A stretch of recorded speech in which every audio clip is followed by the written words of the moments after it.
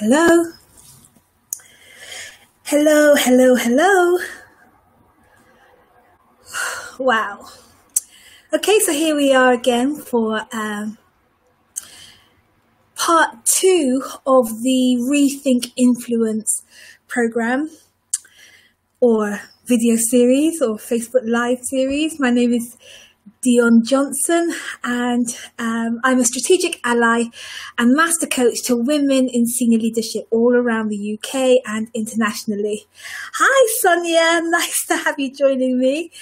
I'm really excited. Just as you're joining, all six of you already, as you're joining, put your name in the chat box, say hi. Hi, Cecile. Nice to have you back. Good to have you joining us, Sonia. It's really good to have you. This is part two of my series, Rethink Influence, and I'm really excited. I'm a little bit later than usual. Let's just say duty calls. My name is Dion Johnson. I'm strategic ally and master coach to women of influence, women in senior leadership all around the UK and internationally. And I help women in leadership to up their influence so that they're seen, they're heard, they're taken seriously. They get a bit of respect from the people that they work with, and they make the difference that they're positioned to make. That's really the whole point of my work, is helping women to do what they're in that senior leadership position to do. So I've been running since yesterday this 5-part video series called Rethink Influence. And as you join, please go ahead and leave your name, put your name in the chat box so that I know who you are and I can say hi to you personally. So, yesterday we spoke about the idea, the notion that your industry needs innovation. And I know that a couple of you were on yesterday's call too. So did you do your homework? Did you think about the areas where innovation was really needed in your area of influence, in your sphere of influence? Your industry needs influence. And we looked at old problems. We looked at the new problems that were coming as a result of all the advances and the movements forward that we were making. We talked about how there were problems arising out of that. Hi, Rumbi. Nice to have you here. And we also spoke about exposed problems. And as I was thinking about this yesterday after the session, I realized that we were talking about problems that were being exposed by people who had cameras now in their pocket on their phone, and they could share with things on the internet that made things easy to expose.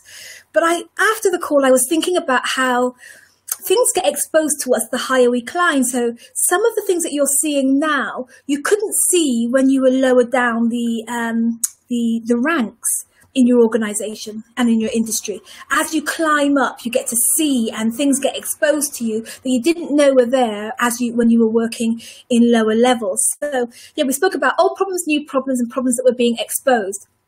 And I asked you to think about where innovation was needed within your sphere of influence. So I hope you all did your homework, and I hope that you have now you started thinking about what needs to happen in your industry, what needs to happen in your organization. And I dared some of you to think about what really needs to be happening in your own personal life too, right? So today I will just jump right in. For those of you just joining, my name is Dion Johnson. I'm strategic ally and master coach to women in senior leadership. And I help women to up their influence, that they're seen, they're heard, they're taken seriously, and they get a bit of respect from the people that they work with because they lead change that really matters. So I want to jump right into idea number 2. And idea number 2 is that you're an answer. Put your hands on here and go, me. I'm an answer in my industry. Type it in the chat box. Let me see that you're with me. I am an answer in my industry. And you know what? As I was putting this together, I remembered that film. I got a favourite film. Well, it's not my favourite, but it's one of my favourites, called Beverly Hills Cop. Remember that series of films with, his name's gone right out of my head. What's his name? Somebody type in the chat box the guy's name. Yes, Sonia, you're an answer in your industry. Oh my gosh. His name's gone right out of my head. But anyway, there's a film called Beverly Hills Cop, and it tells a story of this street guy turned policeman who goes to Beverly Hills to investigate his friend's murder, and he gets to be friends with the police department in Beverly Hills, and it's a really great film. I love it. Eddie Murphy. That's right, it's Eddie Murphy. And so the story goes like this, that, you know, they're as he's in Beverly Hills unfoiling the crime of his friend's murder, he gets to be friends and allies with the Beverly Hills Police Department. And then they form a friendship, and the films following Beverly Hills 1, Beverly Hills 2, yeah, that's right, Eddie Murphy. You know, they're friends. I love Eddie Murphy too, Sonia. And, you know, they solve crimes together. Well, anyway, I don't remember which film it is. I think it happens in a few of the films where they get to the scene of something going down. And I remember this one particular, the window was all sealed up. It had alarm systems, but they needed to get in. And Eddie Murphy was chewing some gum. He took the gum out of his mouth and he did something with it so that he could usurp the trigger, the alarm trigger, and open the window so that the cops could go in. And these Beverly Hills cops looked at him and said, "How do you know how to do that?" And he said, "I wasn't always a policeman." And what he was referring to was his coloured past, right? He was saying that, you know, I've been a street guy. I know how to do break-ins. I know how to get in. But here he was in a good guy now, and all of his experience of breaking in was actually making a difference now to the good guys. And I'm thinking about that today because when I'm thinking about this idea that you, me, we are answers in our industry, we're answers to some of the problems that we were talking about yesterday, I really started to think about how we've gathered some great things, some insights, some experiences, some skills, some talents from our journey to this point that are really the stuff that innovative, creative solutions are made of right now in this industry. I'm thinking about my story, and some of you know how I was born with this facial disfigurement and how I spent a lot of time in surgery and how I had an epiphany year in 2009 when a boy called me ugly, and how that incident took me through a process of working out why I was wearing an artificial eye and dark glasses and not letting people see my face, and what a powerful metaphor that turned into for the work that I'm doing with my clients, actually, the work that I'm doing in my industry, about how because of my facial disfigurement, because of my years of wearing an artificial eye and dark glasses and not letting people see the real me, and then the process of learning how to uncover my face and show up for real, how that is like the key, the foundation of my insights and my philosophy and the work that I'm doing with my clients, right? That you have stuff, ideas, insights, witty inventions, philosophies, experiences, lessons learned that are really a key part of making you an answer in your industry. So here's the thing. I've been questioning why, if I'm an answer and you're an answer and everyone else that you work with in your industry are answers with legs, how come we still got these problems? How come we've still got these things that are getting worse? How come we still got these new problems emerging that we don't know what to deal with, that we don't know how to handle? What's going on? I think that the issue here is threefold. So let me share with you some of my insights about why I think that despite our being an answer, solutions aren't being influenced. The first one is that we're ignorant. Yes, Cecile, lack of awareness. I think some of us are just so unaware of who we really are. I call it identity crisis.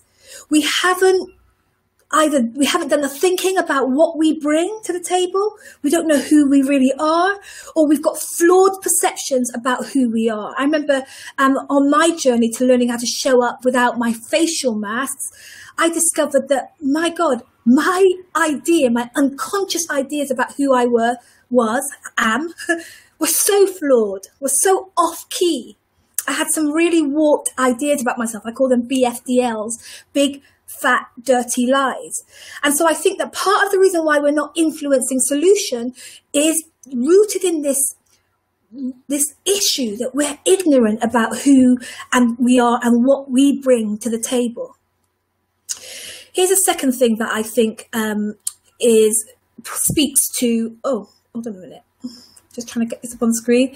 The second reason that I think when walking answers aren't influencing solution in our marketplace is that we're not showing up, that we don't know who we are somehow, and then we're not showing up. Even if we do know who we are, even if we do know that we're great, even if we do know that we've got an idea that can change things in our industry, even though if we do know intuitively that this is the wrong way to go, we don't show up with that information. We don't show up. We don't speak up. We aren't bringing all of ourselves to the role of leadership. That's multifaceted. I've seen so many reasons why that is. I've experienced so many reasons myself. When I'm not showing up, I know that there are all kinds of things going on about whether I'm safe to, whether I think they're going to like me, whether I think they're going to hear me. There's something about knowing who you are, and then there's something about showing up as her, which is a whole other ball game. And the third reason that I think that walking, talking answers aren't influencing solutions in our marketplace is this, that there are real barriers to authenticity in our marketplace. Things like organizational cultures and cliques and in crowds and the way things are done around here, traditions and control, all kinds of reasons that systems are built to shut your mouth, to stop you from bringing your you-ness. I was reading a study by an organization called Deloitte, a great big international accounting firm, and other motives, definitely, Sonia, and Deloitte did a study on something called covering. I think when I read it, it's very similar to what I call masking, that people reported that they felt like they couldn't really express themselves fully, that they couldn't really show things about themselves. I was talking to a client recently, just very recently, who told me that she doesn't try to be a black woman or even a woman at work. She tries to be asexual and aracial, just leave all those things about her at the door. That sometimes we have these systemic barriers to really expressing ourselves. But here's the thing. I think that if we're going to continue to be women of influence, we're going to really have to learn. We have to learn how to show up. We have to learn how to bring our ideas, quirky though they may be, unusual though they may be, going against the grain though they may be. We're going to have to learn how to bring those to our organizations if we are to continue to be women of influence. I remember talking to a client of mine who was a leader in retail. I worked with her a couple of years ago, and we did a lot of work on who she was, who is she, her true identity. If those of you who've worked with me, you'll know that this is like a key part of my work in our journey together to becoming more and more women of influence. And so we did all this work, and she got this really great data sheet with all the great things about her. I am this, I am a people person, I am a leader, I am a strong woman, I am a problem solver, I am the this, I am the that. Like the Eddie Murphy story, Cecile. I am the this, I am the that. And she really had this amazing list of all the things that she was. And then one day in our session, she sat down, she was really disgruntled. And I said, what's up? And she said she had just come from a meeting with her bosses, her managers, her line managers.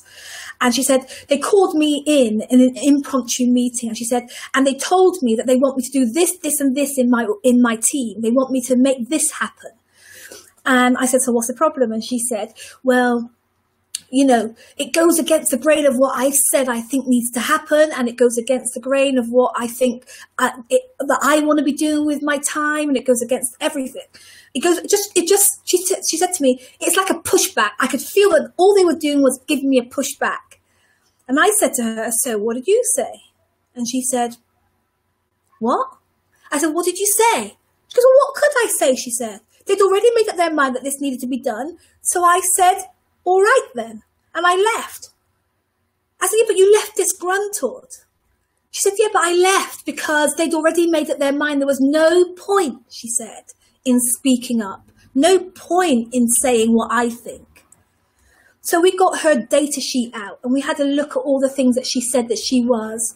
She was a people person, a problem solver, creative, managing problems, speaking up, getting her point across, making easy, complex things simple. She had all these things about who she was. And we looked at who she was being in that meeting.